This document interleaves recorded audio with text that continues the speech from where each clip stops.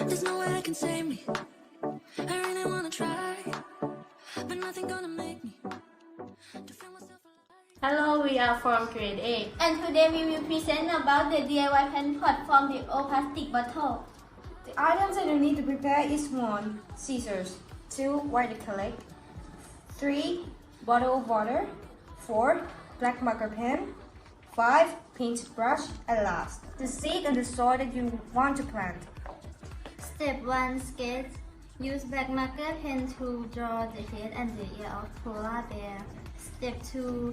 Cut. Use scissors to cut the sketch of polar bear. Step 3. Paint.